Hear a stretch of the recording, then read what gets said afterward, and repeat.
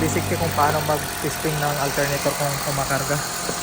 Kuha lang tayo ng yabi at didikit natin dito sa pulley. Ayan. Pag meron siyang magnet, ibig sabihin kumakarga.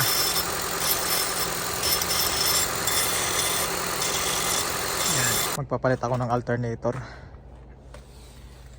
Ayan. Naka-ready na yung bagong alternator na pamalit. Kasi ang problema nito, habang nananakbo, nalulubat, natatalo siya pag naka-blower at naka-ilaw. Kaya papalitan na natin to. So ayan, bago yung battery, pinalitan na yung battery kasi ang hinala nila nung una, battery yung problema. So nung pinalitan ng battery, ganun pa rin yung nangyayari.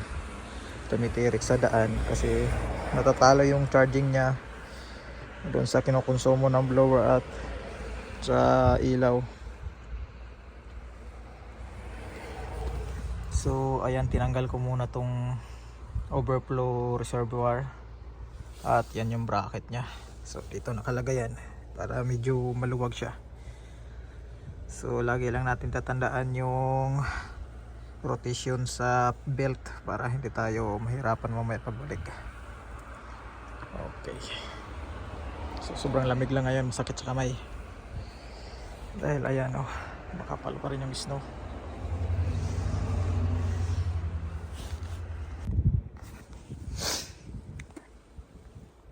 Okay, naikabit ko na yung bagong alternator at naikabit ko na rin yung belt.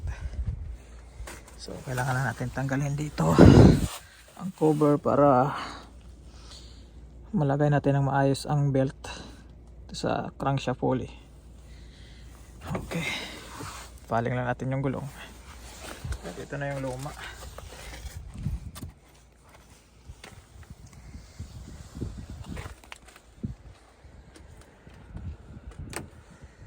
So ayan.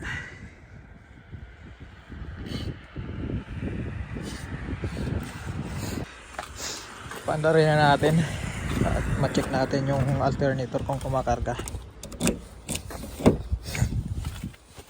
Ito ay Honda CR-V 2013 model.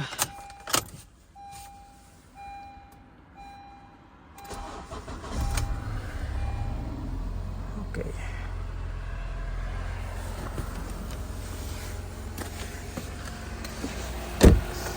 So basically kung paano mag-testing ng alternator kung kumakarga. Kuha lang tayo ng yabi at didikit natin dito sa pulley. Ayan. Pag meron siyang magnet, ibig sabihin kumakarga.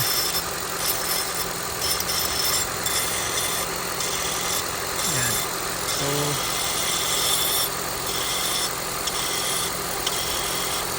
nagmamagnet siya, ibig sabihin kumakarga. At yung pangalawa, tanggalin natin dito yung battery terminal sa negative. Kung mamamatay siya, ibig sabihin hindi siya magkakarga, hindi siya nagkakarga. So ayan, okay siya na ito. So tuloy-tuloy pa rin yung under niya, ibig sabihin kumakarga siya.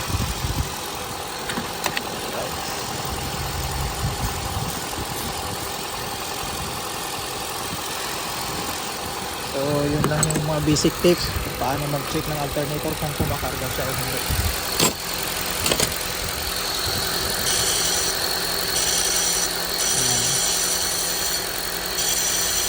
Nagmamagnet siya. Okay, so kumakarga yung alternator. Tingnan natin sa bulang kristal yung actual reading ng alternator kung nagcha-charge siya ng maayos.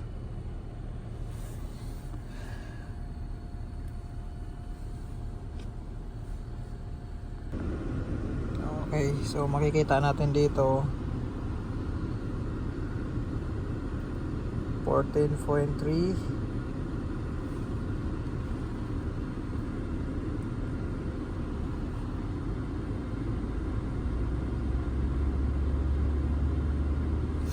Gamitan natin ng headlight kung babagsak siya.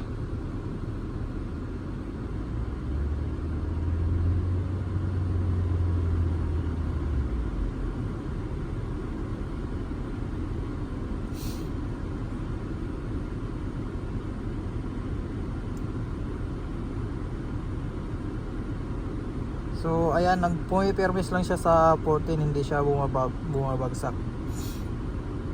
So ibig sabihin maganda yung charging niya. Yung nakaraan, yung hindi ko pa pinalitan yan, umaabot ng 11 pag naka blower at naka headlight. Bumabagsak siya ng 12 hanggang 11.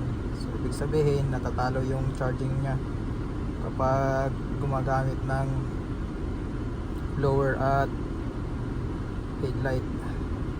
Kaya habang nananakbo siya, nadidrain yung battery at namamatay. So ito ngayon nasa 14 lang yung charging niya, hindi siya bumabagsak. So goods yung charging system natin.